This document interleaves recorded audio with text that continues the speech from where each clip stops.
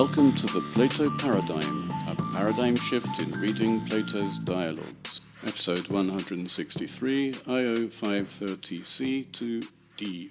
Last time, Socrates claimed to envy the rhapsodes for their techne for two reasons. The first reason is that their techne requires them to dress up and put on a show, and they have to look their best all the time, as if this is something Socrates would envy. And the second reason is that the techne requires the rhapsode to be well versed in many good poets, especially Homer. Socrates doesn't say that Io in particular regards Homer as the best and most divine of poets, but rather Socrates is referring to all rhapsodes. He's saying that the techne itself requires rhapsodes to deal in particular with Homer, the best and most divine of the poets. This is something inherent to the techne, the way that Socrates has put it. If Socrates is wrong about this, we may expect Io to react and tell him that he's completely wrong, but Io may not react negatively if he too thinks that Homer is the best and most divine of poets, and all rhapsodes should regard Homer in that way. We'll have to see later on in the dialogue what Io actually thinks about other rhapsodes, and indeed about Homer. Socrates now drops the first reason for his envy entirely, the fact that rhapsodes need to look their best, and concentrates on the second reason for his envy. Ugaran genoi topote agathos rhapsodos e me sunee talegomena hupotu poetu tonga rhapsodon hermene ade tu poetu tes dianoias gignestai tois accusi. Tuto de kalos poien me gignoskon tahoti legeo poetes adunaton, tauta un panta axia zelustai. For a rhapsode would never become good if the things said by the poet were not understood. For it is necessary for the rhapsode to be an interpreter of the intent of the poet for the listeners. To do this well while not knowing what the poet means is impossible. All these things then are worthy of being envied. Under the guise of explaining why he is envious of the rhapsodes, Socrates is actually setting forth his ideas on the requirements of the techne of the rhapsodes. Instead of asking Io first what he thinks the techne of rhapsody is about, Socrates has already told Io what he thinks the techne of rhapsody is about, and this may affect how Io responds. The requirements of the techne of rhapsody, according to Socrates, are, on the one hand, maintaining an aesthetically pleasing appearance for the audience, and on the other hand, needing to understand the words spoken by the poet. This is an interesting formulation by Socrates, because we would have said that Io is saying what the poet had composed, but Socrates virtually makes Io represent Homer. So through Io, Homer is speaking. This is a bit like prophets, where the God speaks through the prophet. Technique, therefore, involves not only memorizing thousands of lines of the poet, but actually understanding what the poet intended by the words. then on top of that, it's not enough to understand the intent, it has to be transmitted to the audience. The rhapsode is the interpreter of the intent of the poet. It would appear that it's not enough to put feeling into the words of the poet, but they have to be the correct feelings, the ones that the poet intended.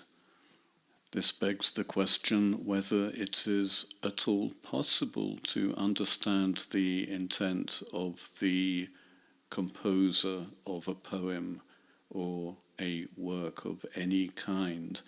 And this is somewhat relevant to our analyses of Plato. How can we know that this is what Plato intended? I suggest that whenever a discussion is had in a Platonic dialogue about the interpretation of a text, for example, the one we had in Hippias Minor, Plato intends the reader to reflect on the dialogue itself, and one might reasonably ask how I know that that is what Plato intends the reader to do. My answer to that was then and still is that the dialogue must be understood as a whole, and any theory we come up with to explain a part of the dialogue also needs to be the same general theory which would explain any other part of the dialogue and the dialogue as a whole. The conclusions we have arrived at in each dialogue we've analysed so far make the best sense of the dialogue as a whole and in its parts, and therefore the intent of Plato is surely the dramatization of the central concept of that particular dialogue.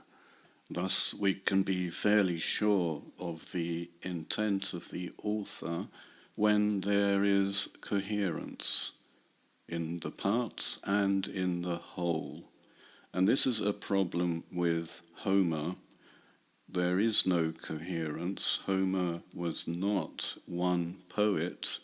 The Iliad and the Odyssey are patchworks of previous poems which have been developed and expanded and joined together in various ways until they were written down roughly about 750 for the Iliad and 700 for the Odyssey. There have been over 2 centuries for the myth of the poet Homer to arise and develop, and people in Plato's time, and certainly in Socrates' time, assumed that there was an author. I'm not sure whether Plato himself considered Homer to be a real person, but there isn't really much reason why he would think otherwise.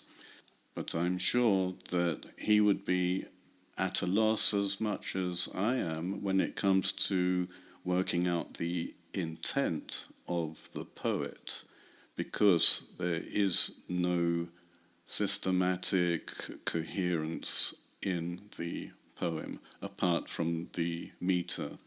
Even the language is inconsistent, since it is a hybrid of various generations of the Greek language.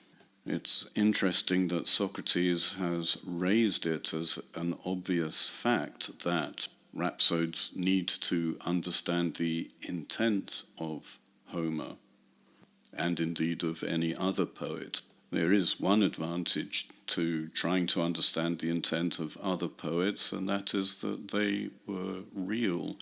Each poet could compose a coherent poem from beginning to end, since he was in full control of his own poem, unlike the mythical Homer.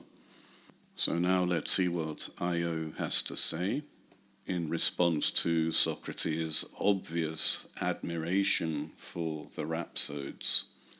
Alethelegis, o Socrates, emoigun tuto pleston ergon perescen tes technes, kai oimai calista anthropon legen peri Homeru, hos ute metrodoros holamsekenos, utes de symbrotos hothasios, ute glaukon, ute alos udeston popote genomenon eschen epen huto polas kai kalas dianoias peri Homeru, hosas ego.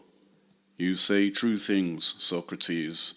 At least this gave me the greatest work of the techne, and I think that I, of men, speak most beautifully about Homer, so that neither Metrodorus of Lampsacus, or Stesimbrotos of Thasos, or Glauco, or any other person who has ever been, has been able to speak thus many and beautiful thoughts about Homer as many as I have.